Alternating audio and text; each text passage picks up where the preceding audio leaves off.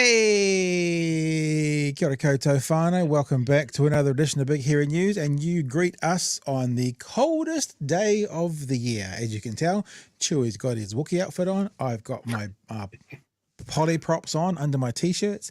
It was freezing today. How are you, Chewy? Yeah, cold. I've also just come off basically a 2.5 hour all company work meeting on Microsoft Teams, and I want to die.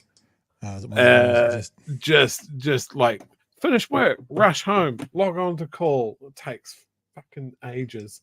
And it honestly, like a lot of work meetings, it could have been an email. So, 2.5 hours is pretty rough. I mean, 2.5 hours, I would hope you're getting paid for that. You would hope so, wouldn't you? Yeah. But yeah. So I'm like, oh, cool. More headphones, more microphone, more screen. Oh, sorry, dude. But I prefer to be here. No. I prefer to be here with you. I was just noticing because I was going to adjust your mic levels, but I just realized I can do this as well. Watch this. Can you change my voice now? I can do that. Is that what you've? Oh, that's quite good, eh? Oh, I see what you've done. Can you do that? Can I? Shall I change it back? Can you change it back? You can change it back. I can change it back.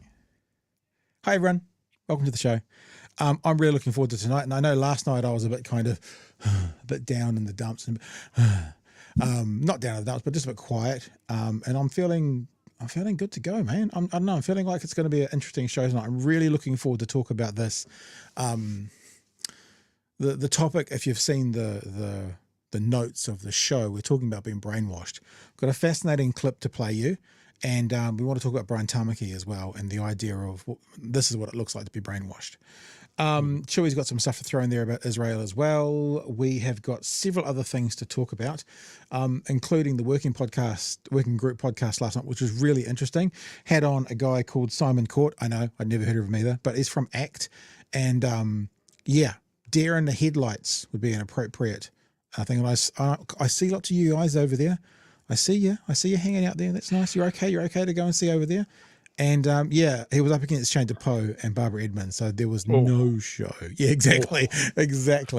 But they were talking budget, the budget kind of 2 weeks on, and I think one of the points they made on the show was we were told by the media this is a moderate budget, but when you actually have a look into it 2 weeks later, what's been ripped out of the economy and ripped out of, once again, Māoridom, it's in fact, maybe we should get back on what a couple of our experts to say now that you've had hindsight. What did we miss on the night, and what are we looking at now? So, that's going to be fun. We'll also have a look. There's a really interesting bit in the news tonight where Christopher Luxon has announced a banking inquiry. Now, I think most of us would go, cool.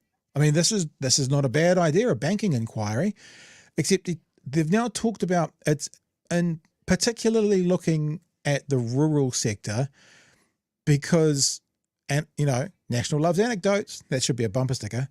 Anecdotally, National MPs are being told by the rural sector how unfair it is for the rural sector in banking, and how they're being disproportionately charged fees and disproportionately having higher rates than non-rural people. And so I think it was TVNZ then went around field days, and all the farmers were like, oh, no, it's all right. Oh, no, it's fine. No, my bank's good. So the idea that they're saying that they're hearing from these, I mean, that's also anecdotal, so fair. But they're hearing that we're being told that National's hearing from farmers, so they're putting something in action, makes me firstly go, is it that easy to get fucking National to do something? You just tell them and they do it. Wish they'd do that with some other things. But if they're saying the farmers want this, if the farmers aren't actually asking for this, what's it all about? Is it about farmers or is it about funders? I don't know. But I'll show you the story as we go through the night. There's a couple of other bits and bobs as well, which we may not get to tonight, but I could probably give you the story in a headline, Chewy. That's it's record high brain drain going on at the moment. I put this up on Twitter today. I was like, you know, the brain drain is typically skilled people leaving the country, right? And if that's the case, that doesn't show very good confidence in the current government, because if you don't have confidence in the government to turn everything around, then you'd stay. Why would you be leaving? You know, if this is all moving forward and all looking rosy and that everyone believed what was going to happen with this economy, why would you leave?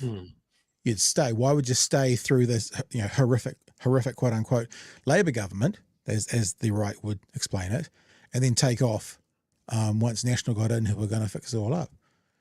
So that's kind of the story in a nutshell. Maybe we'll get to it, maybe we won't. But I don't know. Troy, do you want to comment on that before we go? It's sort of a bit of a looser one, the whole brain drain thing. But that's basically the most numbers ever. On TVNZ News, they showed John Key in 2011 or 10 or 9 or whatever it was, when he stood in Wellington Cake Tin Stadium, goes, this many people leave New Zealand each year. And now it's more. It'd be like a stadium and a half. So, yeah. Oh, look, without seeing data and just pulling it out of air, I mean, I think that this is kind of the hangover from COVID. Right. You know, it's like everyone who came back is now leaving. People have come home, waited for everything to settle down a bit. Yeah. And then they're returning or they're wanting to go out of the country. Like, we're a nation of travelers.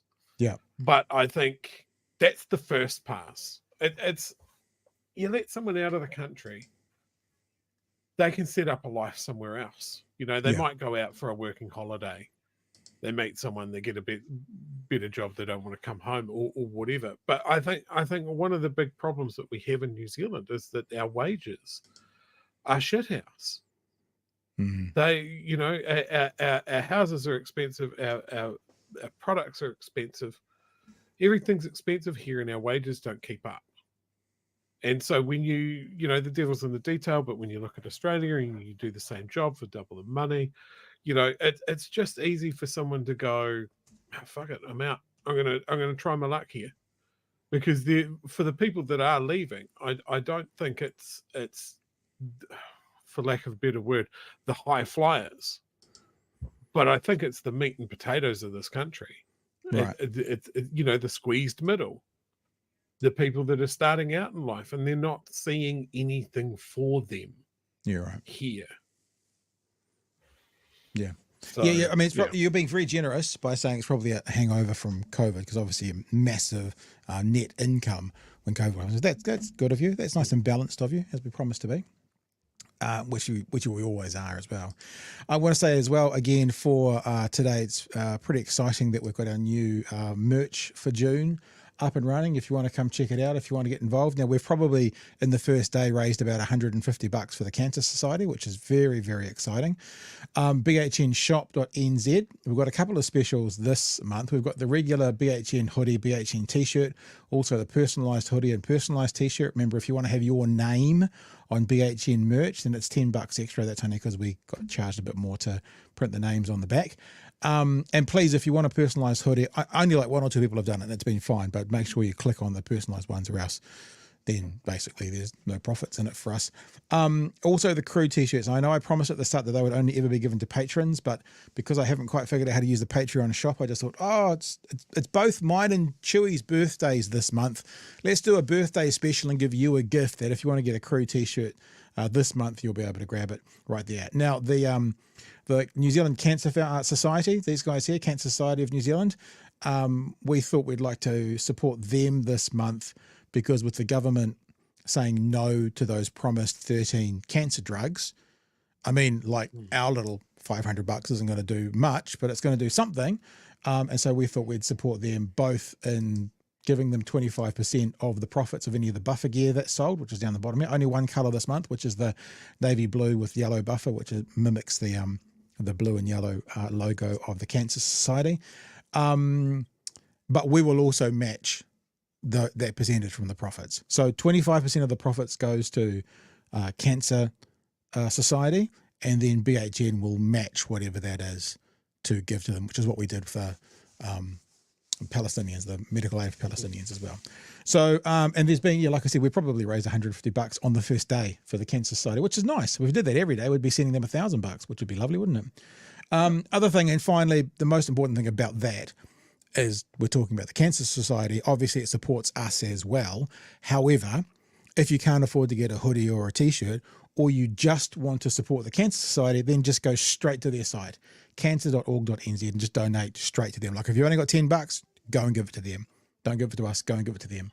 And that will help support the work they're doing. And finally, I know I said this last night, and I haven't been told to say this, but I want to make it clear, because I guess we're basing our hoodie on their colours.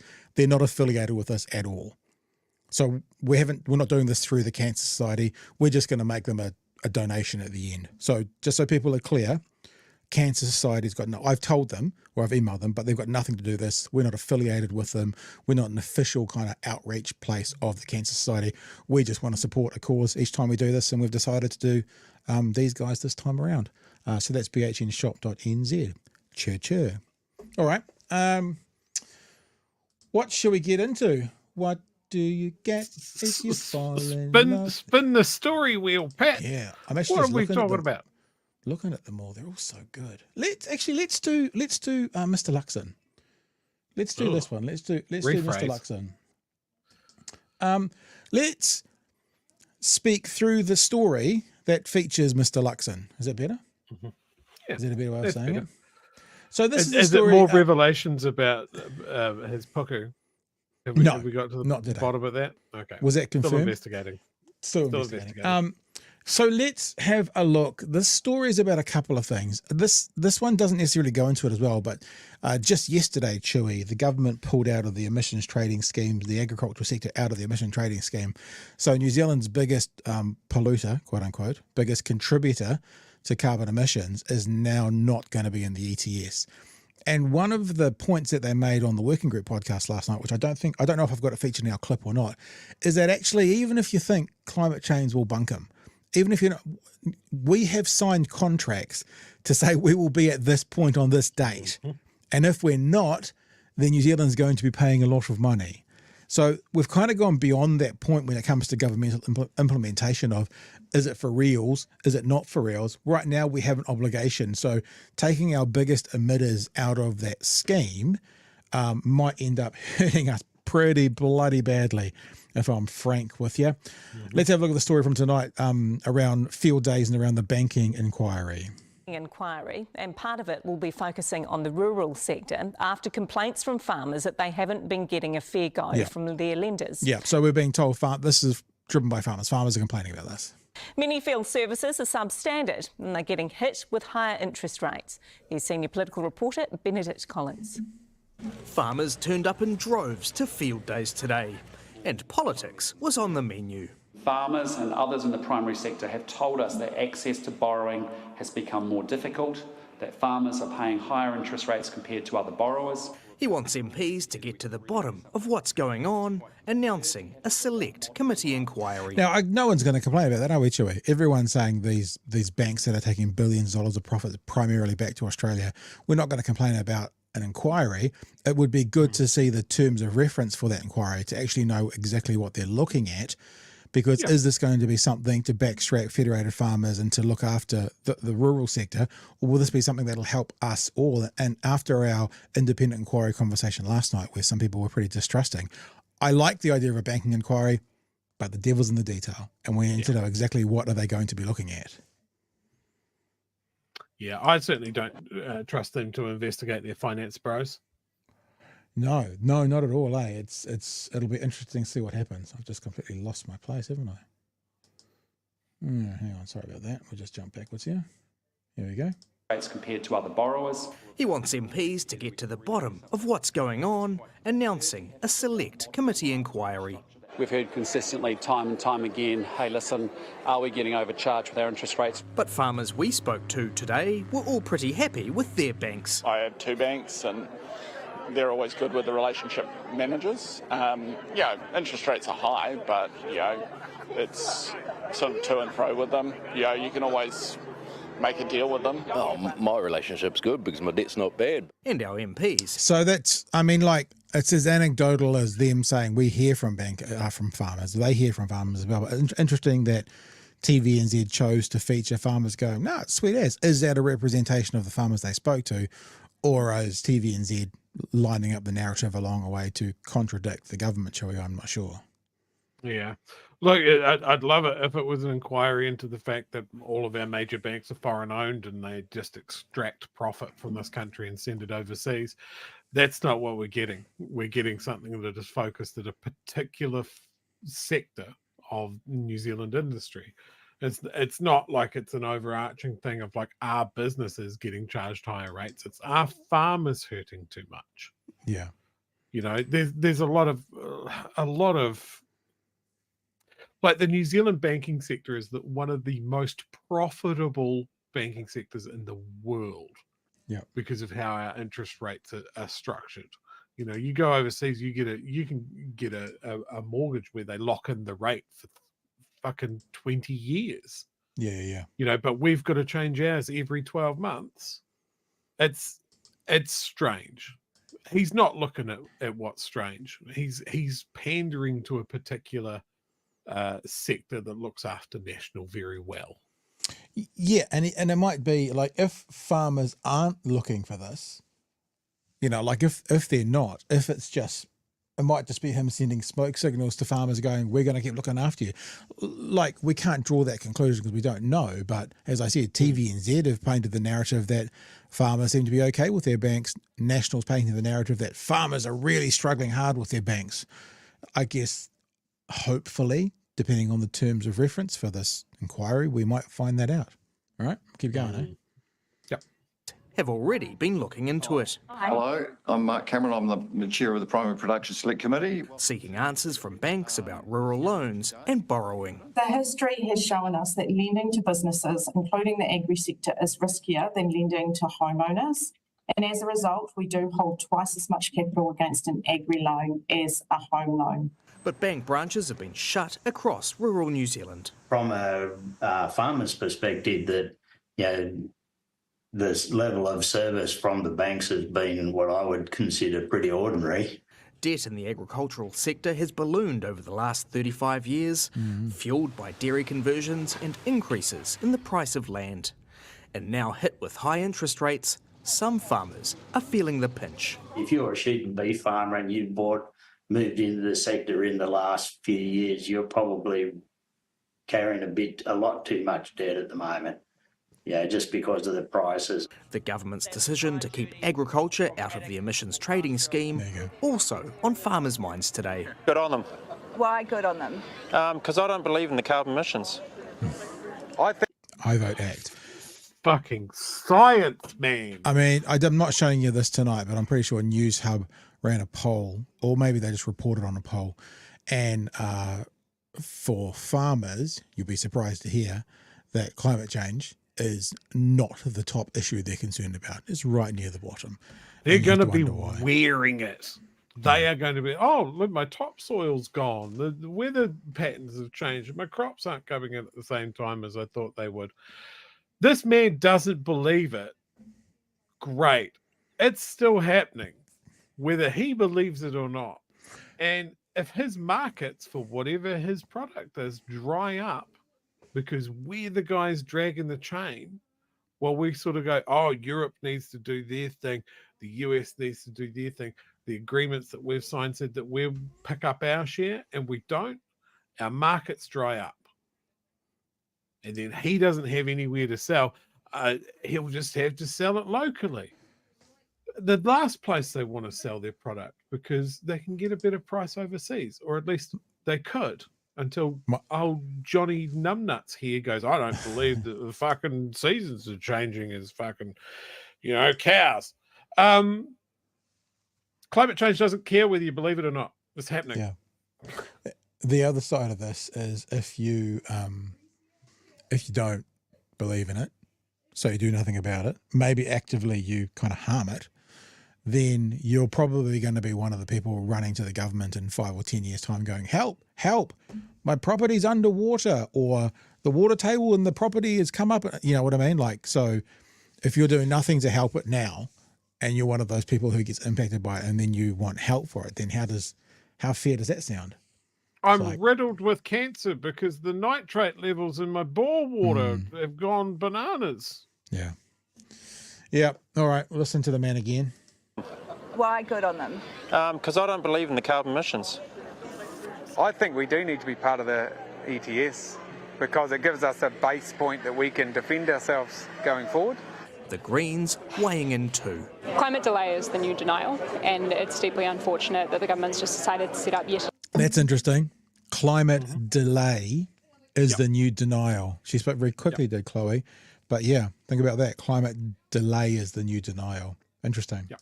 Another working group which is seemingly just putting this issue in the industry-led too hard basket.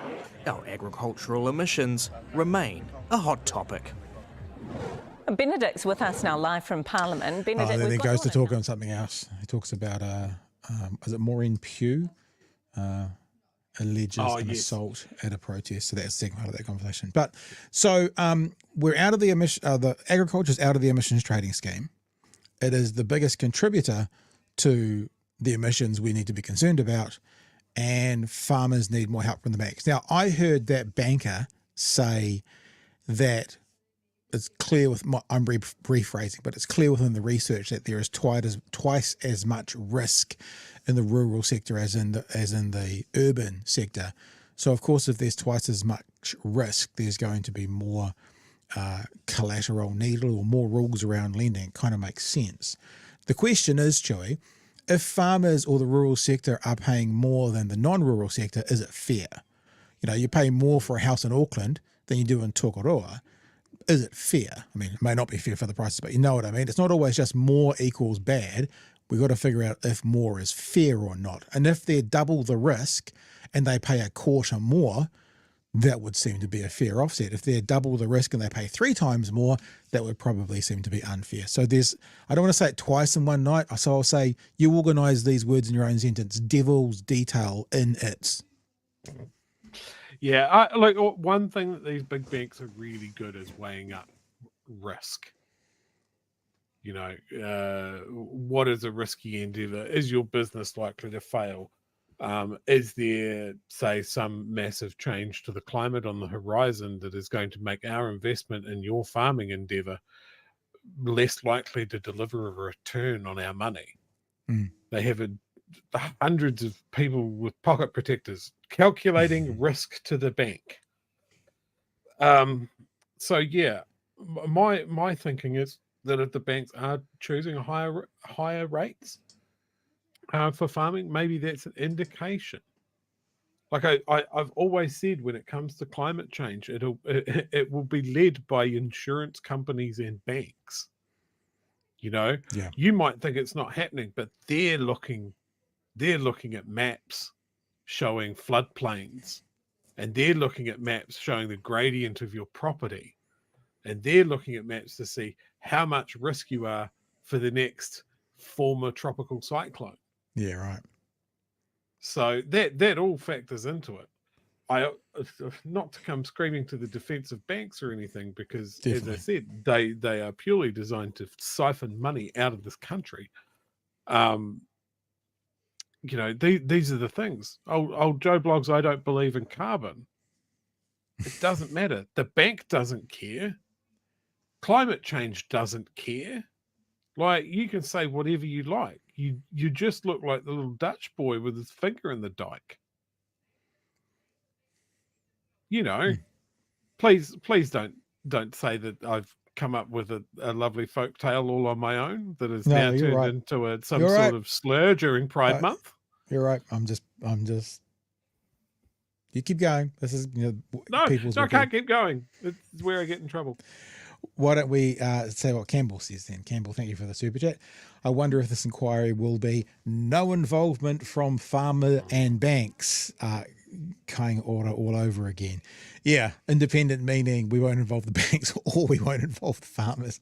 That's quite a funny text, and unfortunately, sadly true. I guess this is talking to the climate change, warmest June temperatures on record so far.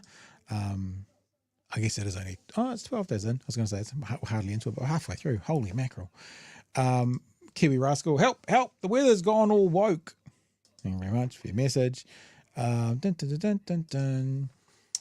Paula says, farmers are the first to line up for handouts when there's a snap blizzard and extreme drought. It's like, help me, government, it's your fault. There's no climate change. What the fuck? Yeah, it's like that idea that, what do they say, that business profits are privatized and losses are socialized. That's why they get around their money. Yeah, all right. I mean, I've mentioned this a couple of times as someone that grew up in Timaru and, you know, on the edge of the Canterbury Plains and that sort of thing. I remember the big droughts of the late 80s and that sort of thing, where there just was no grass left.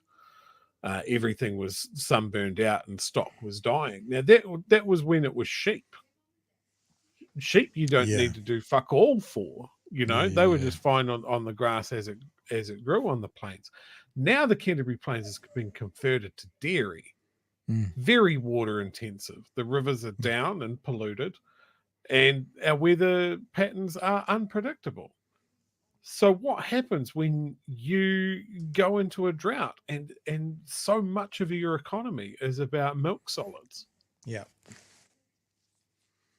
You know, I don't think these guys realize they've got an institutional memory for some things, but not for others. This is going to sound very patronizing, but I have teenagers who are both the love of my life and the bane of my existence all at the same time. And you say to them, look, here are the conditions around, you know, what you're going to do today. You know, you want your boyfriend to come over. Okay, here are the terms and conditions, and we negotiate. I teach my kids to negotiate. And if they break those terms and conditions, it's like, well, we're not going to do that next time. Or we're not going to, you screwed me around. We're not going to do it next time.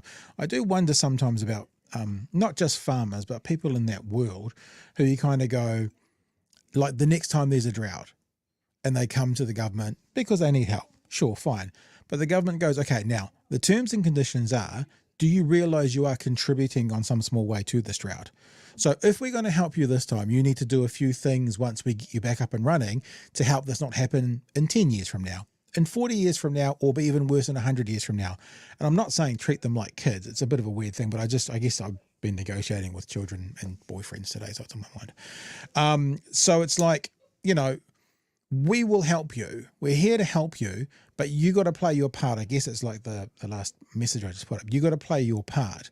And if you don't play your part, maybe next time the help won't be there. Because if you're just going to keep punching yourself in the face, eventually we're gonna stop giving you a free trip to the hospital to fix the broken nose. Because we've told you to stop punching yourself in the face, and you need to stop punching yourself in the face, because if you don't, you're going to get another broken nose. And if you keep doing it, eventually there's going to be no free A&E for you. You'll have to pay for it. Do you know what I mean? It's like, it's doing things together, not having the government kind of come in and make it all big and heavy, but not having the rural sector kind of flip the bird to the government either. It's finding that middle ground and working together, which might be Pollyanna, but it feels like it's the way it should be. Yeah, absolutely. No, I agree. A couple of other super chats here, not related so much. Campbell, thank you for the super chat, $3.49. That was an absence fine. That's a first, an absence fine. We've had late fees, but never an absence fine. All right, there you go. Very good. Nick says, thank you for the super chat. Free late pass for the next guy, as I was on time today. That's paying it forward. Oh, lovely. So whoever's late tonight, you don't have to do it because Kookie's already done it. We don't have to do it anyway, but Kookie's already done it anyway. Frosty says, as quite a significant, I guess, percentage of our population are quite young, Māori especially, wouldn't you say that people are leaving to do their OEs? That was about your comment before, but I guess that hasn't changed. In fact, you know what? I think it's less. Like when I was 16, 17, 18, all my older sisters went into that. I think that was more so a thing of yesteryear than it is today. I look at my kids' friends and, you know, nieces and nephews and stuff, and none of them are going to do their OE. That seems to be a thing more of the 80s and 90s that was bigger then. But yeah, sure, there will be some, but then equally, when John Key was saying this is the worst ever, there would have been some then as well. So that's always been part of what we're doing. I think we're hemorrhaging people to Australia. I think, especially when you look at the trades and that sort of thing, I think they're heading to Australia. Yeah, right. Was it you and me that were talking about now Australia's trying up for the military as well? They've been going after the police and the nurses, and now they're going for the military as well.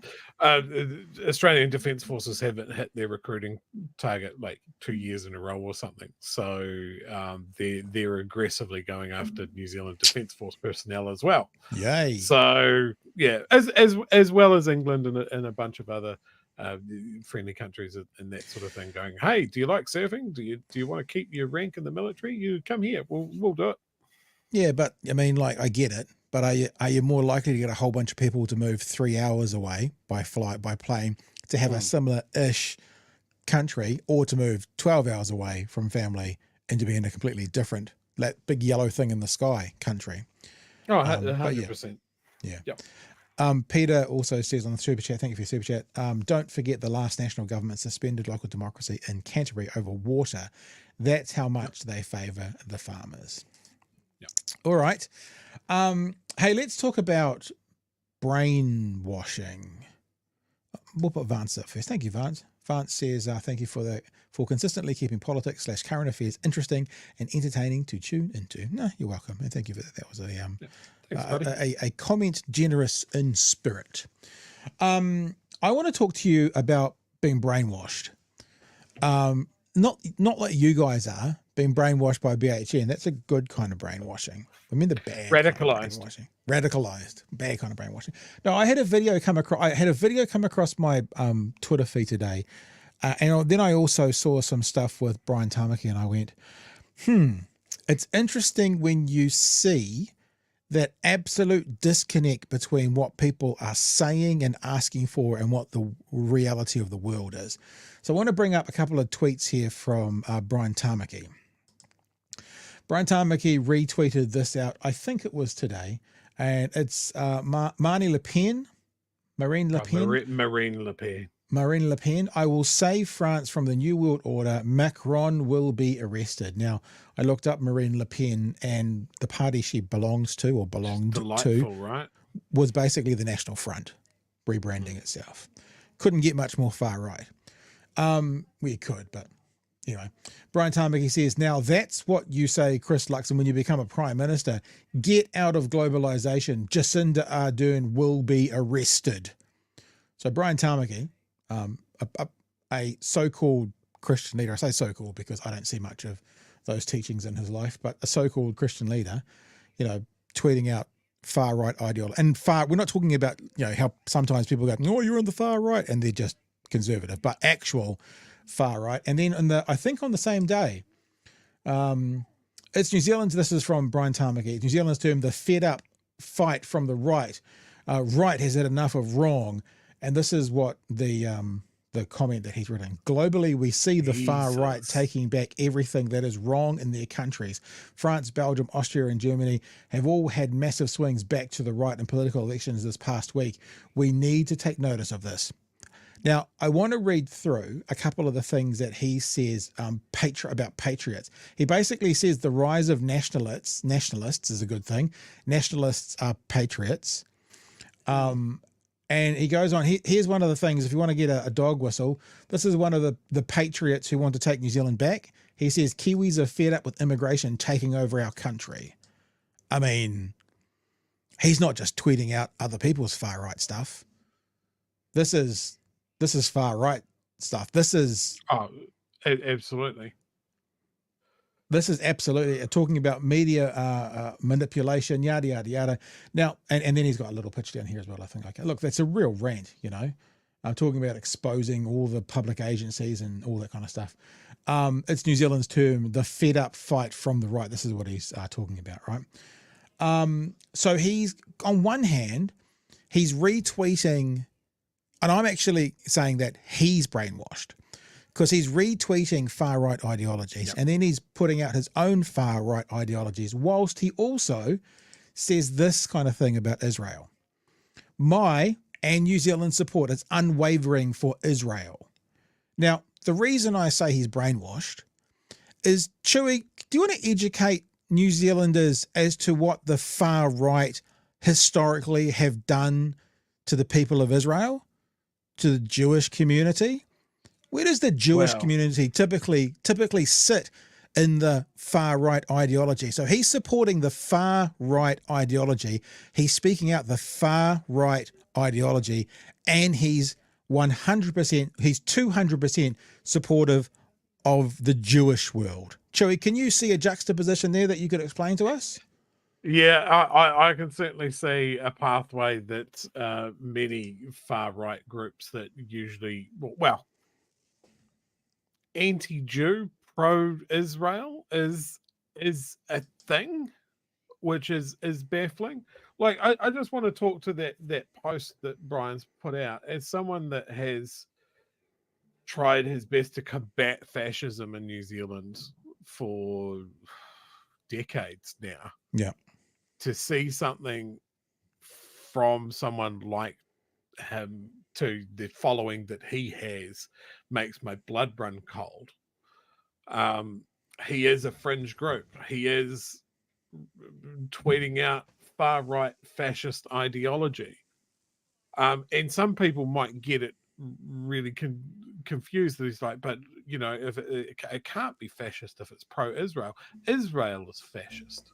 What this has come from is anti-Islam, first and foremost. And from his evangelical side, there's the fact that Israel needs to set off the rapture or the end of days or whatever his particular brand of Christianity is hoping for. It's hopelessly fucked. It's all tied up in knots. You know, he will, and we saw this with the anti-COVID stuff as well. These groups will happily ally with people that would detest them otherwwith. Enemy of my enemy is my friend. Yep, you'll have white nationalist skinheads marching side by side with the brown faces of destiny quite happily, because in this particular instance they're allied against the same thing. And we see that internationally, and you know, talking about Marine Le Pen and her terrible party. You know, I made comment of Europe marching merrily back to fascism again. You know, the same thing is happening in Germany at the moment with their far right party doing quite well. If you forget your history, it just keeps coming back around again to remind you. Doomed to you know, it. Brian, for all that we make fun of him for his overplucked eyebrows and just the absolute blindness that his followers have, and I guess we're going to position this into brainwashing. You know, they are brainwashed. They are activated. They will non-critically follow what Brian and his cohort are telling them to do. We saw almost instant action out of there when it came to the rainbow crossings. They're quite happy to break the law. So, you know, what's the next step of activation? He's been able to pull out hundreds of people for various marches. It just seems to be getting more. Yeah. So it is concerning. It is very concerning to me. Right. Now, getting back into that brainwash conversation as well, some of you may have seen this that went around Twitter in the last couple of days, but I'll show you something else. What we're seeing here is a protest. And Hasidic Jews is the right word, isn't it, for the people with the hair down the side? That comes from an Old Testament scripture that talks about not cutting the hairs on the side of your face. So Hasidic Jews who are, as you can see by rainbow flags and Palestinian flags, are not happy with Israel right now. They are fighting for the civilians within Gaza, right? For the people of Palestine. Not for Hamas, but for the people within Palestine. You can't see here right now, but behind this gentleman here, there's an American girl with blonde hair. And she obviously is Jewish or is of Israeli origins, you know, her parents or grandparents or whatever, probably Jewish. And she cannot understand how these Jewish men aren't 100% behind what Israel is doing. Now, watching her, and if you listen to us on the audio podcast, you'll have to come and have a look at about 39 minutes in. watching her, you'll get to understand what being brainwashed looks like. She is genuinely confused. I did a little bit of study when I was in my late teens, early 20s around cults. And one of the things that happens with cults is one of the things that happens quite quickly is you get love bombed, which means all of these people are always really nice to you, and then you get surrounded by them, and then your whole world becomes them. Whether it's a religion or whether it's flat earth, all of a sudden you're flatting with these people, you're spending your Friday nights with, it's only that world. It is the definition of an echo chamber. And you can just see in this girl's reaction, she's just like, but you guys are Jews. I don't understand, like, generally. I'll play it for you now, and you'll see what I mean. We come from Israel. Our people come from Israel. You have come your Zionism is a political movement which is causing bloodshed. What are you talking about? That's where our family is from. I'm from Israel. How can you hold that flag? This is because the actions of the Zionist people, they are responsible for the bloodshed. What are you talking about? That's where ancestors. We lived in a beautiful peace. What flag is that? How can you say that? You're a Jew. We lived in a beautiful peace with Palestinian people for hundreds of years. How can you say that? You're not a Jew. You're not a Jew. How dare you? When Zionism came in, they caused their bloodshed. Wow. Yeah, like it's if you mess with my worldview, a person who's saying what you're saying can't be a Jew. Therefore, even though I'm looking at you, you're not a Jew. So it's this idea of the words jumped out of my head about this idea that you find the narrative you want. Motivated cognition. You have a narrative and it goes A plus B equals C. C is the answer. C is that Jews all support Israel. So if B proves otherwise, you still have to figure out a way to get to C, which is Jews support all Israel. Therefore, you can't be a Jew. So they come to the same conclusion. It's a psychological issue. They can't change their conclusion, which is all Jews support Israel. So therefore, if you don't support Israel, you're not a Jew. You can't have it any other way. You see the math happening in real time there.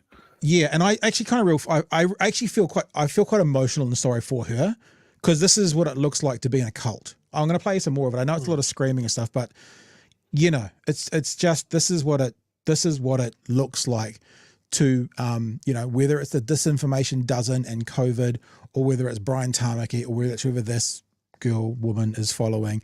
This is what it looks like to be completely ensconced in a belief process that is false. How can you say that you're Jewish? How can you shame your own people?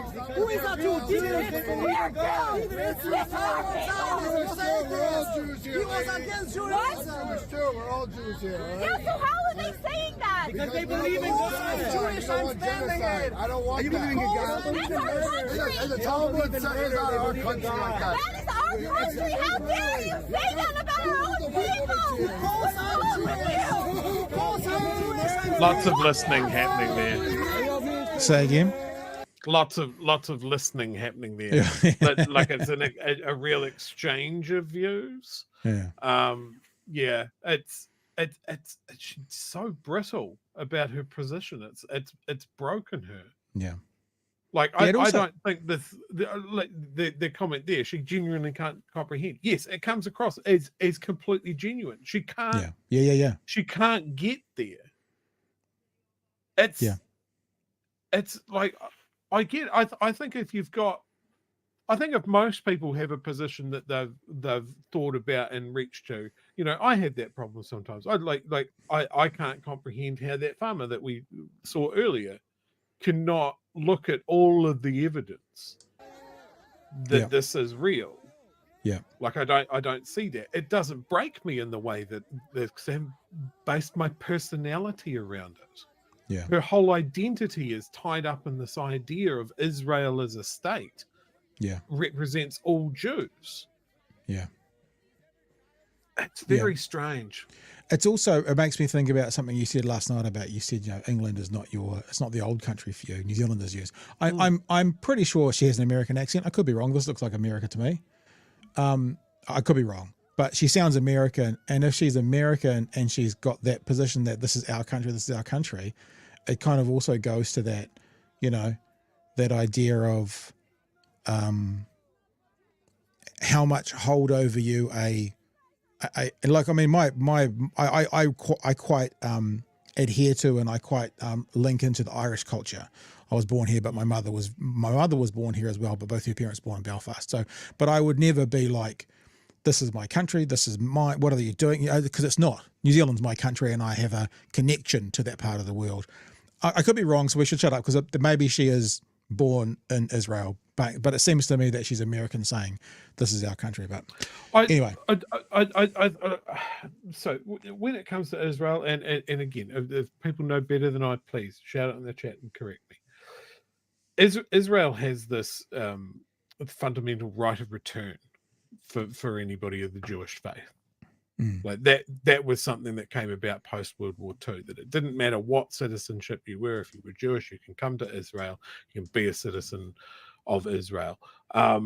It's quite a thing now that if you're Jewish and you're registered with, they call American citizens up to serve in the IDF. You British citizens up to serve in the IDF to defend the Jewish homeland. And that's something that, like, America for some reason fucking allows. They wouldn't allow that to happen for any other country but Israel. So yeah, it is this whole thing. And of course, if you go over there, you're indoctrinated. If you just went to Jewish schools and that sort of thing, and they were very pro-Israel, you're brought up with that from very young, and that's always been a thing. If you can get the child, you have them for life. You can build those very strong, like, don't let those beliefs bend. You just dig in. And I think this is what this woman has just run into, is something that is really just, if you don't bend, you break. And I think this has broken her. She can't get there. She doesn't have the mental flexibility to understand that there is another point of view from someone that shares nominally her faith. That bending and flexing thing you're talking about, it makes me think about, I've had this community, I made a resource once, which was like a debate program called Elephant TV. It was aimed at churches, and it was for talking about the elephant in the room, the sticky issues. It's online, you can go check it out. But I had a conversation about, some Christians believe the world was made in 7 days. Other Christians believe that the world has been here for 4.5 billion years, and evolution, that kind of stuff. So we had them on. But what I found out very, very quickly was those kind of 7-day creationists, because they told me, they were like, but if this falls over, then everything else might as well be untrue. So that's how they, you're talking about that flexing, right? They're so rigid that if it's wrong on page 1, for want of a better word, then why believe any of it? So they have to be that rigid. And I see it in this. It's like, hang on, she feels like that if any of these beliefs are wrong, then everything's wrong. And so you have to stay rigidly to that one belief. Like we've danced around talking about our upbringings with religion and that. And I wasn't brought up with religion, but one of the things that was always a thing for me. It's exactly what you're describing. The people that stick to that timeline that somebody has told to them, and yeah, exactly the fragility of that position. Mm-hmm. Where I was always like, if you believe that God created everything, then surely each scientific discovery that you make, that you find that the universe and life is ever almost infinitely more complex down to a molecular level, that you wouldn't take that as a threat. You would just sit there and go, wow, he created it down to that level. That sort of, I don't believe in that myself, but that's the thing. If you don't allow your position to move, then you have to break. And I guess when we're talking about brainwashing and that sort of thing, often those positions are entrenched and inflexible. You can't give ground because it does all fall over. Yeah, because it all falls over. Yeah. And the other thing is not that it's all your beliefs for. I was just working on the thumbnail for that clip. I just thought I'd finish that off there. There's the thumbnail for that clip coming up tomorrow. The other thing is you lose everything. So like I've had a bit to do, as is Planet Walk, if Planet Walk's watching, to do with the flat earth world. I love talking to those guys. But what happens is they get into a world and then they put everything into that world. And then on some level, they can't get out of it, because if they get out of it, they've got nothing. Their families have already shunned them. You know, their friends have gone, "You're a fucking lunatic," and then they've got nothing. So then they almost get trapped in it, even if they have questions around it or they're questioning it. They've got nowhere else to go. You know, they're like I said before, in a cult, you're living with these people. You're married to these people. They become your family. You know, they're in your workplace. You've turned your life into them, and then if you can't get out. Because if you get out, it's either though keep living this life, for want of a better word, or be alone. Yeah. So expand that out to an entire country. Yeah. You have a country formed in the aftermath of industrial level genocide. Your people got wiped out in the millions. And then you get given a country surrounded on pretty much every side by countries founded on a different religion that do not want you there, that have attacked you together multiple times. And that is, you bring up generations in that we are an island. We can only rely on ourselves. Everybody around us hates us. And when we don't defend ourselves and we don't hold our position, we end up in concentration camps and turned into air pollution. You know, you'll. I don't know if you'll agree with me on this, and Pat, when it comes to probably not churches that do door knocking. Often I've heard that it's less about getting people to come to church and more about hammering home the fact that the vast majority of people are non-believers, and therefore the only people that share your view are the people from your church. Right. So, you know, that's often it with cults and, you know, God's chosen people. We're special. We're above everybody else. Everybody hates us. We've got to stick together. You know, it's a very powerful cocktail of indoctrination and belief structure. And especially, you know, this is why so many, it's always religion. You know, if you can sit there and go, well, you know, you're God's chosen people, that takes you off the hook for a whole bunch of stuff. Yeah. Look, it's fascinating. And I was drawn to that video today. I actually don't want to take the piss out of it. Genuinely, I feel like, you know, like when we used to talk about the anti-vaxxers in Wellington, it's like the people there, they've been fooled. They've been given wrong. And there are a few at the top who are obviously either grifting or they are true believers and they think they're doing the right thing.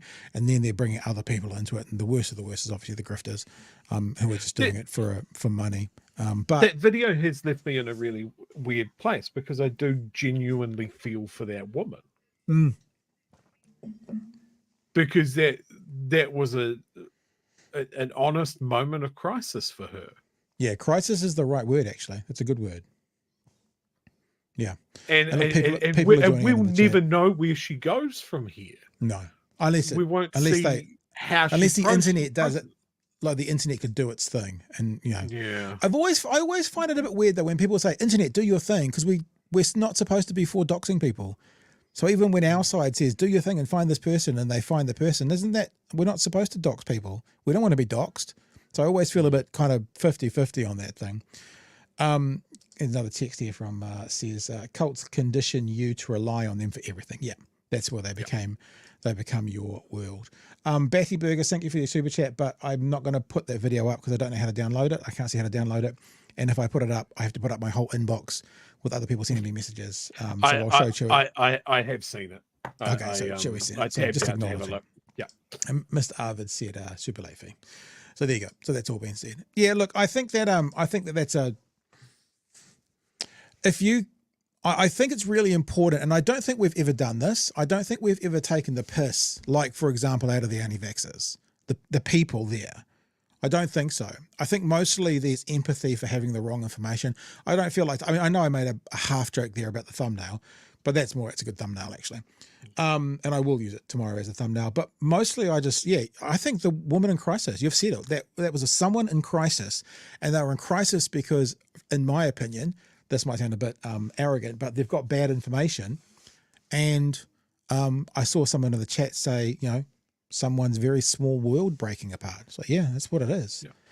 And look, we saw that with anti-vaxxers, and again, it's provoked that same response for me. It's almost pity that someone has misled you, someone has lied to you, and you have got bad information, and you've entrenched yourself in a position that is going to leave you worse off. Yeah.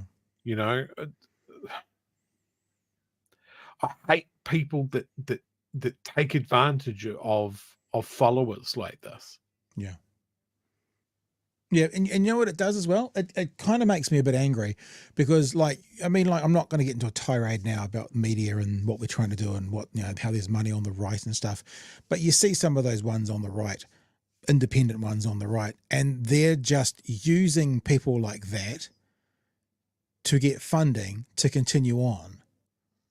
You know what I mean? I don't need to mention any names, but you guys can think of a couple and a couple of particular independent here in the New Zealand space. Yes. Yeah, that's what I'm talking about. The right wing thing is that woman is an example of the kinds of people they need to get on board and continue that conversation for whatever their cult is, to stay relevant and to stay to stay liquid.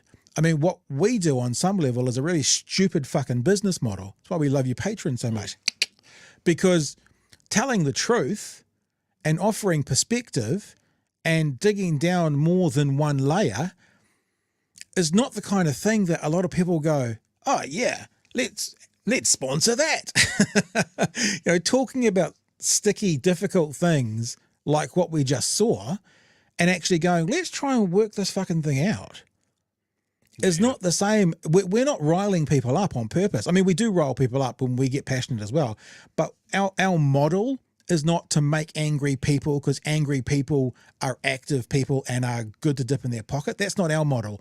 Those independent right-wing media, that's their model. Make angry people. Angry people give more money. That's not our model. Our model is, let's figure this out together. Let's put this in the sunlight, the best disinfectant. Let's see if we can figure this out together. And I think that's probably why you see all over the world, the right independent groups far better funded than the left. I'm just going to highlight this comment before we move on to something else. Can the left be culty too? Absolutely, yes, because it's 100%. It's not a left or right thing. 100%. It can be weaponized left or right, but I don't think the vulnerability to being taken advantage of, to being programmed or put in that, the mechanism is the same no matter what the belief is. Yeah. Make that person feel special, isolate them from everyone else. That can be done any side. Yeah. I'm going to go and have to let my wife in because we had to take the dog with no keys. So I will be back in 1 second. See you soon. And I'll keep talking about the left thing. I've got that. I had that little sort of, and it might look, when I come up with these little sort of, not even epiphanies, but ideas, they're not necessarily well formed. But I thought for a while, it seems to me like that sometimes those on the far right use extreme facts with no empathy. And I think some on the far left sometimes use extreme empathy with no facts. Now, it's never one or the other 100% as I paint it, but talking about the culties on the left, I mean, anything. If you become ensconced in that world, if that world is all you have, if you're now living with that world and living with that opinion and in the echo chamber that you hear nothing else, you're in danger of being in a cult. One of the things I appreciated most about Chippy last week when he said, I think the question was from one of you guys, how do we make this a one-term government? And he said, talk to people who have differing opinions than you. And I thought that was pretty interesting advice from him. because I think that's the way you don't get into a cultish echo chamber. I also think, and you can't see it in the video we just watched, but I've said this numerous times on this show. If someone, pardon me, what was that noise? What noise? No? If someone You coughed. You got COVID. If someone ever wants to sort of debate me and say, do you want to have this and this and that, one of the first questions I often ask them is, are you prepared to change your mind? Are you prepared to move in your position? And if they say no, I often go, thanks, I'm not really looking for an argument. It's all right. We'll leave it for today. And I think that's I've always wanted to do some of those on the street conversations where we actually ask people about not trying to actively change anyone, but going, what do you believe about subject X? You know, what would it take for you to move 5% of that position? What would it take, if anything? And see how many people out there are actually entrenched in our belief, whether it's left or right, or, you know, I don't even be entrenched in centricism, but or it's the All Blacks are the best, or whatever, or basketball's the best sport, or Holden versus Ford, whatever your belief is, and how much are you entrenched with it versus how much would it take for you to not necessarily change altogether, but move from your entrenched position. I think it's a really interesting look at life. Yeah, and maybe one day. I think when it comes to that, like, social media is something that has fundamentally changed how we approach these things. Because the algorithm will fuck any discussion up, because rage engagement is best engagement. Yeah. And the conversation is not the details in the middle, it's the extremes on the edges. 100%. And so we can't have a realistic discussion on, let's say, an emotive conversation like abortion. You know, something that is very emotive will immediately go to, you're a monster baby murderer. And you're just wanting Handmaid's Tale. Yeah, Godwin's Law. How can we get to calling people a Nazi? Now, I want to be really clear. Don't like Nazis. Really want to reserve that term for actual Nazis. Yeah, for sure. Not someone of a lesser position. And I do believe that the vast majority, like when we talk about, you know, politicians making hay out of this, say, the trans issue, I think the vast majority of people just want to get through life without being shitty to the majority of people. Yeah, don't be a dick, New Zealand. But that does not get votes. That does not get engagement. So everything is being amplified.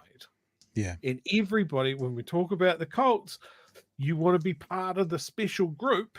Yeah. That algorithm will deliver you to the group. One of the great things about social media is it made our world smaller and it made it easier to find your community.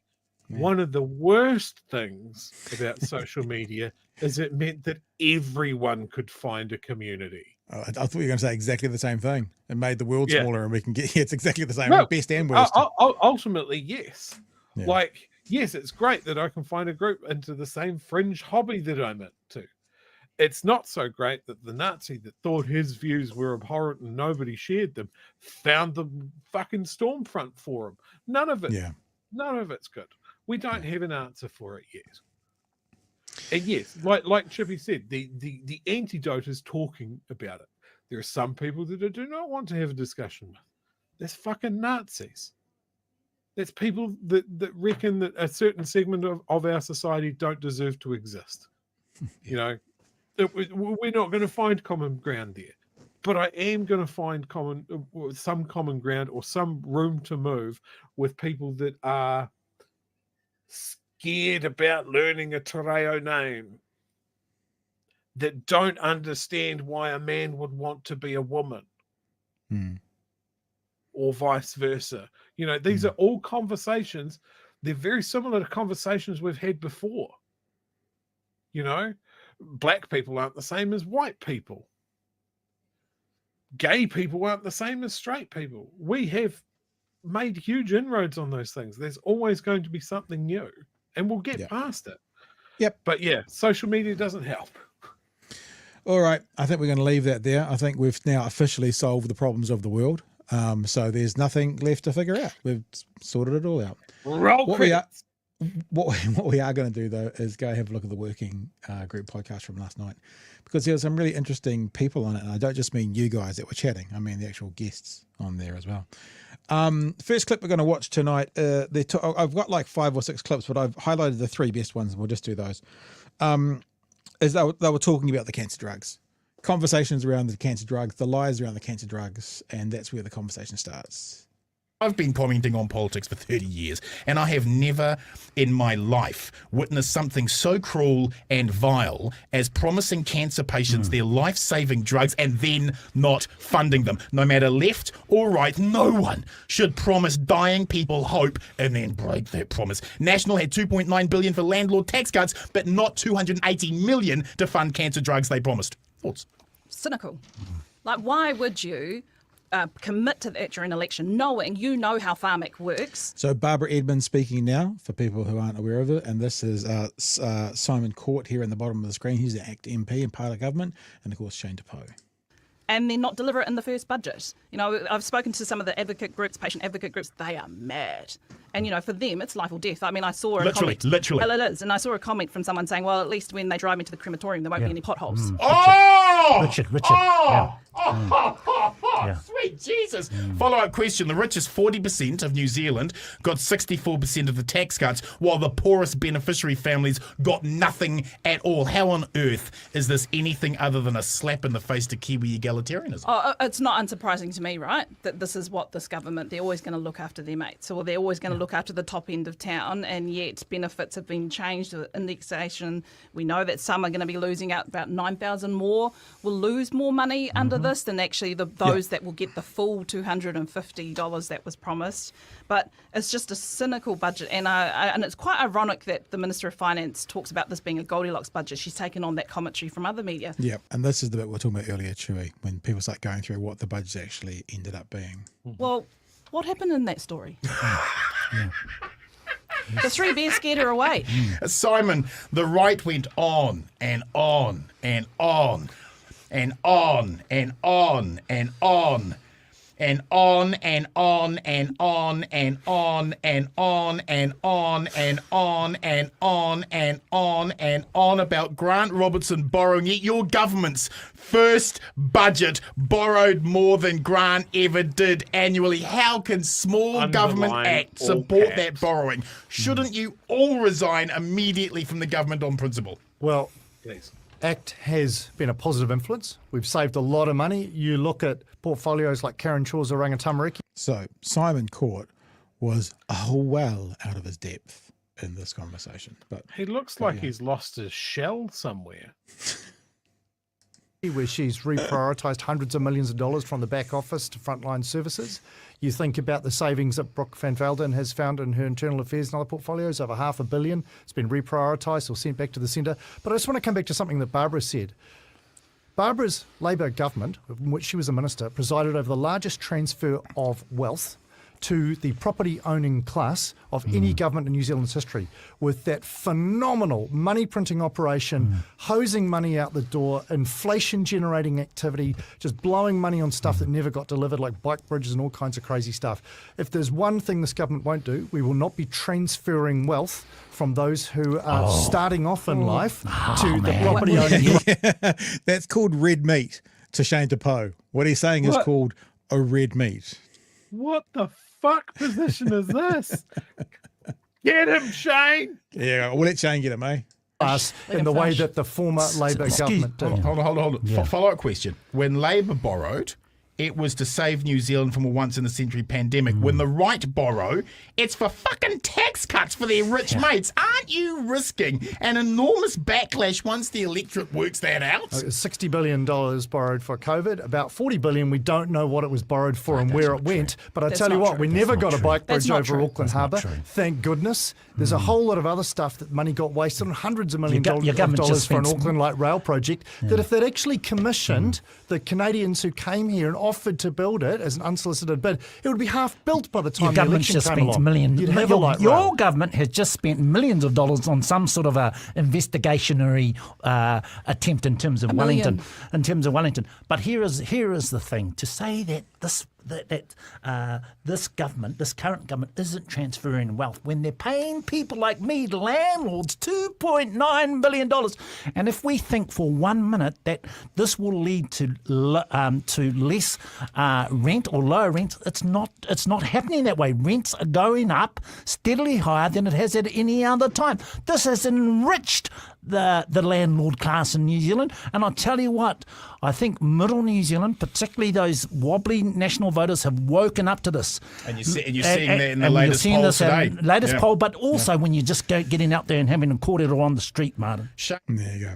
Number one, Chewy. Anything you want to add into that? See, Shane pretty knocked. I mean, actually, to be honest, what it feels like is Simon Court has got ACT's talking points from about a month ago, but hasn't had any kind of training or thought on how to come against him. To say that we're not going to be transferring wealth like the last lot did, I mean, seriously? Hilarious.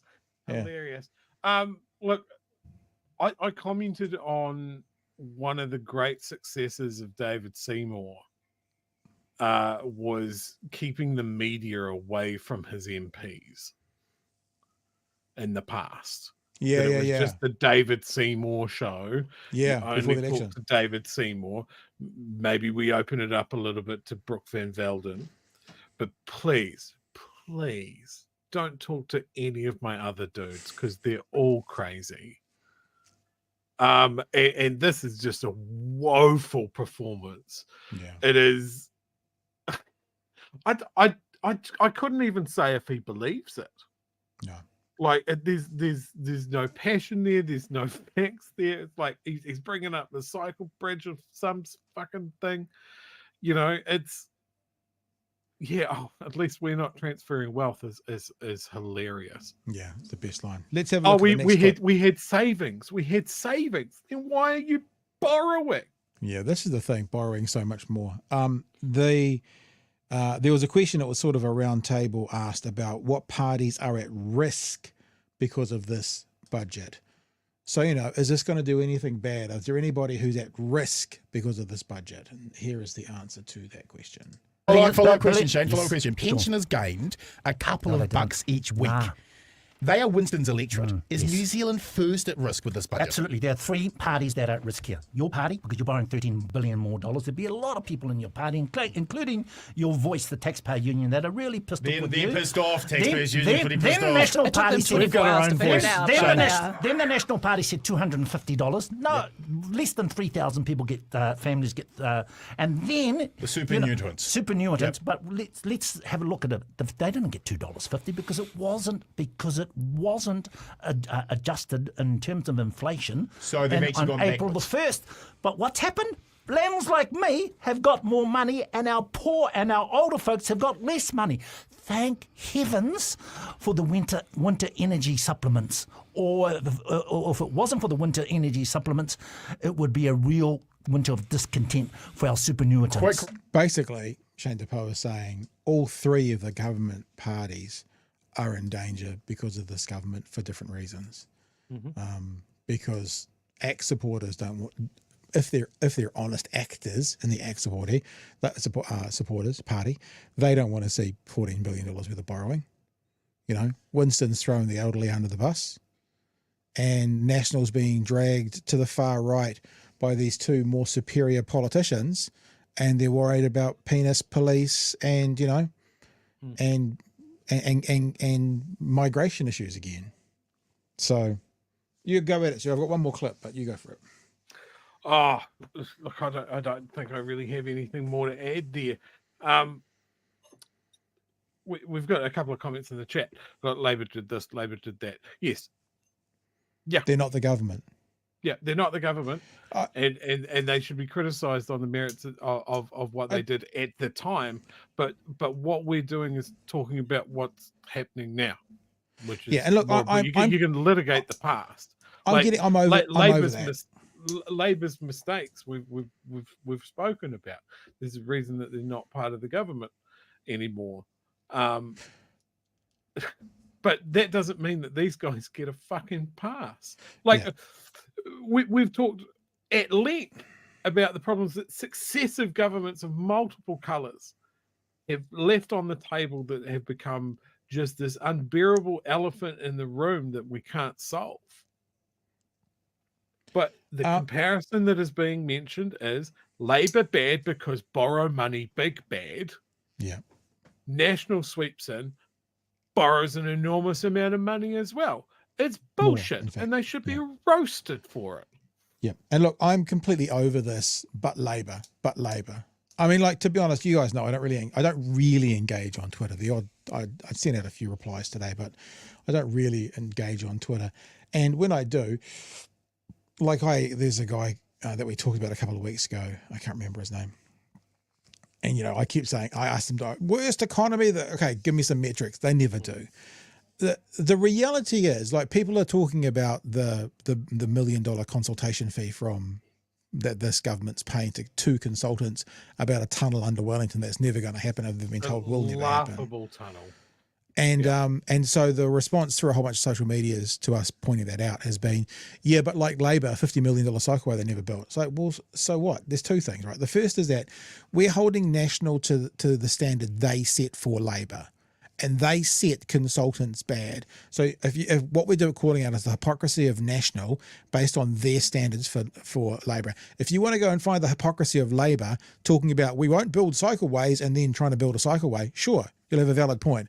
But it's not the argument to say, but Labor did bad things. We're saying this government is breaking promises and being hypocrites based on the standard they set for the previous government. I'm not going any further than that. Yes, Labor was shithouse. I didn't vote for them. They lost a huge advantage they had with the majority, and they should have done better. They didn't. Whoop-de-doo. Yes, Labor bad at times. Fine. You can actually take that and run with it. It doesn't change the idea that so what you're saying is because Labor did something wrong, National's allowed to do something wrong. Because that's the only argument you're actually going with. The fuck. And it doesn't. And I'm over it. I'm just pretty much not going to engage with that anymore. Because it's like, no, I don't care about what did happen. Because it's gone. Yes, you're right. Okay, I give that to you. You're right. Labor bad $50 million cycleway. Right, done. You're correct. Now, let's talk about National bad hypocrite $1 million consultants. Because that's the topic I want to talk about. Yeah, because we're quite happy to criticise our side when they fuck up. Of course. And then it seems that people that oppose us wave our hands away, but Labor. It's like hold your own team to things that you thought were important when it was Labor doing it. Yep. Because that's what we're doing. Yeah. We're holding our team to the same standards. Like we have massive problems in this country. It's like your average person's wage is creeping up at a rate that is slower than the rate of inflation, yet the fucking Mowbray guy from Zuru Toys is now our richest person, and that seems to be celebrated, that he turbocharges his income to the point where he can give away almost what was it, $350 million donation to National and $150 million donation to ACT. Fuck, that's right. Can you not see? Was like, that, even if did he get that's $500 million? Did he give them $500 million? I will find it. I'm sure I read it because maybe it was 35 Herald million? story, Rich crowing about the fact that the man from the New Zealand company Zuru was now New Zealand's richest man, knocking off Graham Hart. Hmm. Now, if you're on the right and you believe that things should be fair, how can you look at those guys and go, "Yep, that's fine. That's fine. They're absolutely not fucking the democratic process. It is fine that their shit gets turbocharged, and the vast majority of this country is putting things back out of their supermarket trolley because they can't afford it this week. That shit's fucked." Yeah. I want intellectual honesty from people that might disagree with me. Yeah. Yep. All right.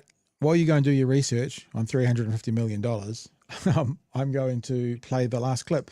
The last clip starts off with them talking about do the guests, and I think he's talking to Shane here, think that the next few years are going to be good for us economically or bad for us, safe or scary. It's going to be a good return or get. And then they go into talking about national borrowing and what's going to happen next. Of course, Les, and let's look at the real indicators. Again, Simon, facts are important. Inflation, core inflation is sticking around. Yeah. Interest rates. OCR looks like it's going to go up. Yep, it's been revised for another quarter. It's very possible that we could get an economic international downgrade. Downgrade by Fitch. Yep, that's very possible. But here's the biggie. Here is the biggie.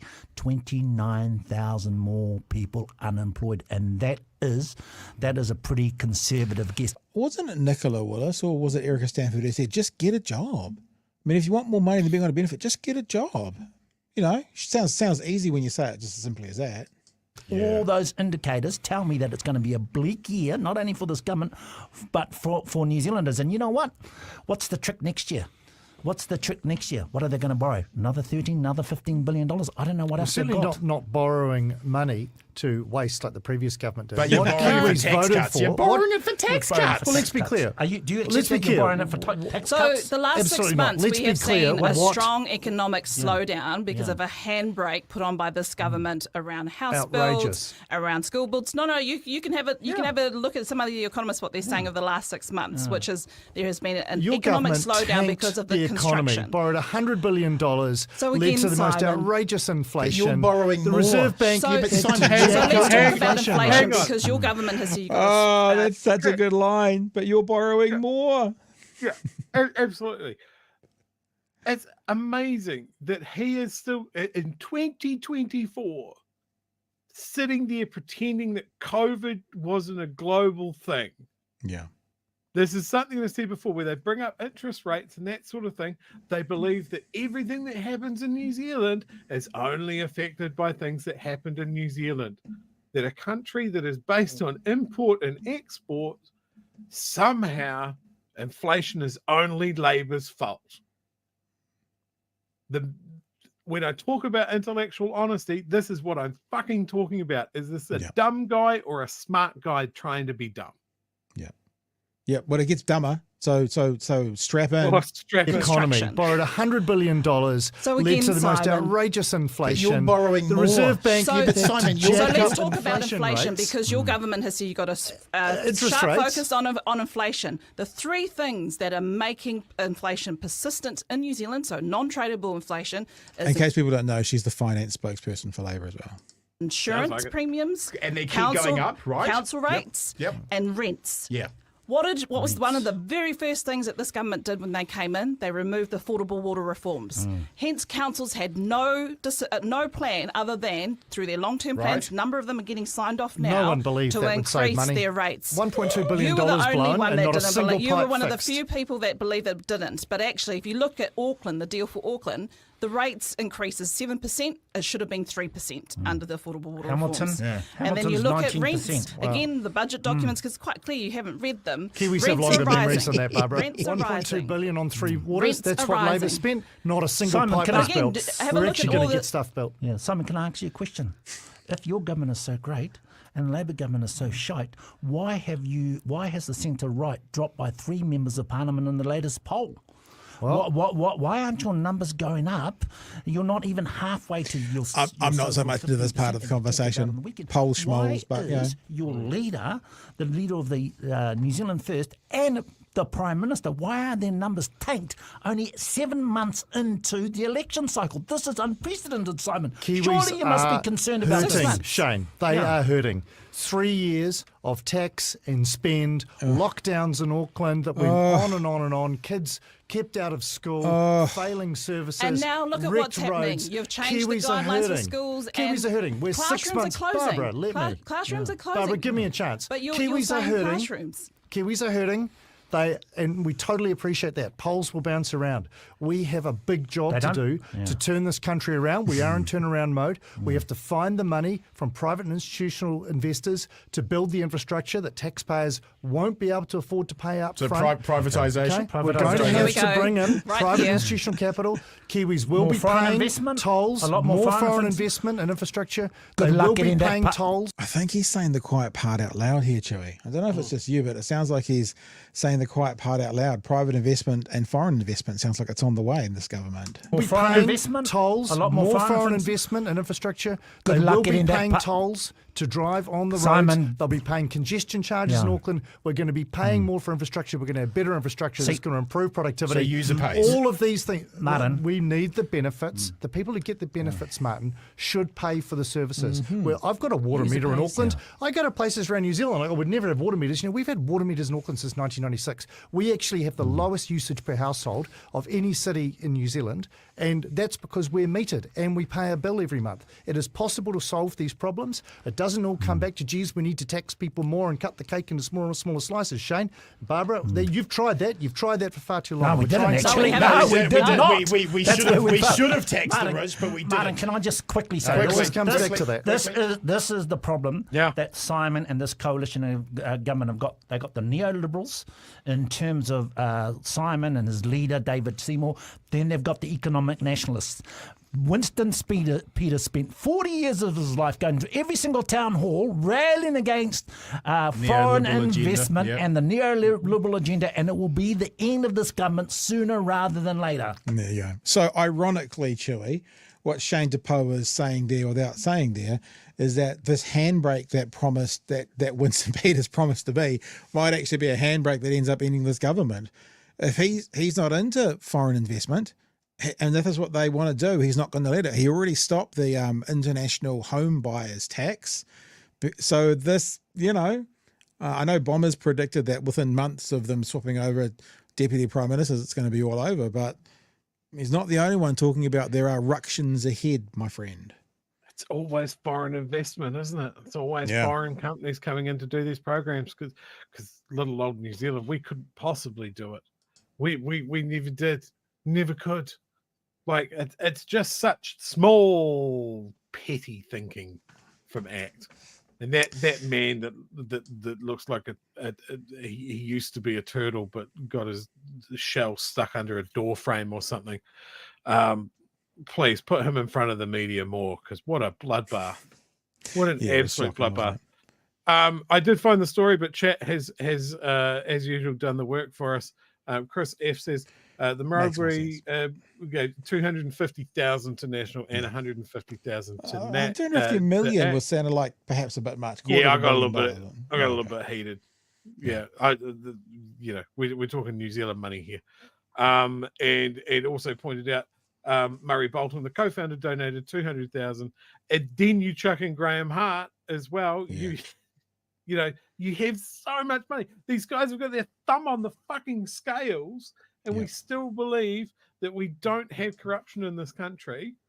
You don't think that these guys that get out their checkbook don't have ministers on fucking speed dial? Yeah. For their own little pet projects. And when you think about that, when you think about, being worth 20 billion or whatever they were, $350,000 is fucking nothing. Like, it's nothing. Like, I know that when I had a look, because I was interested in just the numbers, because they're ridiculous. When Lotto was at 43 million, right? 43 million. So that's only, 4% of a billion? You were earning about $7,000 interest a day on 43. Imagine what 20 billion would get you, monthly, just in interest. I know that's not tied up in assets and stuff, but it's nothing. There's a meme that I love, that there should never be a billionaire. Yeah. If you get right up to the $1 below a billionaire, you get an award that says you clocked capitalism, and that's it. That's it. No more money for you. Goes to someone else now. But yeah, these guys, I'm incredibly passionate about politics, and I have to really think about a $20 or $50 donation to a political party. These guys are dropping $250,000 on a donation. I wonder what their tax bill looks like. How about they drop it on their tax bill? Why don't they build some social housing with it? Why don't they actually participate in the society that produced them, rather than trying to fuck it up even more? Were the Maoris worth 20 billion? Is that what it was? It's something ridiculous. And when the story that was talking about him topping the rich list this year crowed about it being a New Zealand country. It's a Chinese company. He founded it and he sold it for an enormous amount of money. And like they're a terrible employer. Their product line is an environmental catastrophe of cheap plastic Chinese shit that will end up in a landfill within about 3 weeks. Like, he's a walking war crime. So I know that they don't have $20 billion literally sitting in the bank, but I've just done it based on 5% interest, which is about savings at the moment. $20 billion. Do you know how much that is per day in interest? Oh, Christ, how much? 2.7 million. Oh, fantastic. A day. So that's what I'm saying. 350,000 is nothing. That's absolutely nothing. I know that they don't have 20 billion sitting in a bank account, but yeah, just goes to show the kind of the kind of money that is. Anyway, I can see Chewy about to throw up. Before he does that, I'm going to say some super chats. Is it Celios? Celios? That was more than my tax cut instead of the Simon Bridges message. Want to remind people Shane Jones is a parasite eating this country from within. This was more than my tax cut. Oh, and the eating's good. The $5 donation is this was more than my tax cut. I got it. Thank you, Celios, which I'm sticking by. Dave said act former leader was pro-incest. Don't know what that means, and we'll move on from that. Oh, no. It's true. God, where has that gone? Well, you can go find that one. Bookmarked. I'll keep going. Rachel D, thank you for the $5. I heard maybe on RNZ with Wallace, the Demolition Coalition. That's quite good. Demolition Coalition. Tafiri, thank you for your super chat. He is really failing at acting. Very good. Simon Court, very good. Mr. Arvid says the worst people, Seymour, really do hire the worst. Mr. Arvid's for your $5 super chat. Thank you. I appreciate all those guys. Well done. And that is fantastic. Do you want to speak to that? Do I want to speak to the ACT party? As the not bald wanting guy, to walk Jamie back. White was the bald fella. Yeah, there he is. This guy. I could tell. Hang on, let me do that again. Yep. Old penis head. You got any kids? Ex-new leader Jamie White. New ACT leader Jamie White is standing by his comments that incestuous relationships being between consenting adults should not be illegal. And it says it would be intellectually corrupt of him not to be honest with such questions. Yeah, but you know what that is. I mean, I'm not going to defend him or his comment, but you know what that is. That's a reporter making a libertarian go to the extreme, which they then have to stand by. So I just wish that they'd do it with something that wasn't incest. But yes, I saw the headline, and this is my first time actually reading the story. You're exactly right. I don't know if I call him pro. I don't know if I call him pro incest. Yeah, he's taking a position that is like if it's been between two consenting people and it doesn't hurt anybody else. Libertarian viewpoint says, sure, have at it. Yeah. This bit will not make the highlights package tomorrow, just so you know. Oh, what? we discussed it. Join us on BHN as we crack into the fourth 30-minute section. In this part of the show, we pro and con incest. Yeah. Is that not going to make it into a clip? It's not going to make it into a clip. Thanks for being with us tonight, team. Remember, we are supporting the Cancer Society this month with buffer gear. If you want to support us and the Cancer Society, head to bhnshop.nz. All the details are indeed up there. They are. I'm telling you the truth. Pick up the news. Big Harry style. Keeping it loose. New Zealand, where the politics play, they bring the truth every single day. Talking about the mess all over the land. They shine a light with a mic in their hand. No time for cheese, just facts straight up.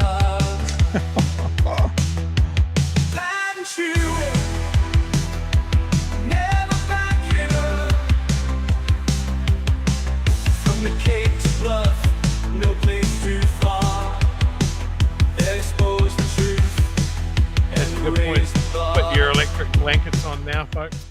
Bed's fast toasty. At the mighty voice, hadn't you, they'll make the right choice. Remember, tomorrow night, Chewy's off on his birthday celebrations. Have a good weekend, Chewy. Happy birthday from all of us.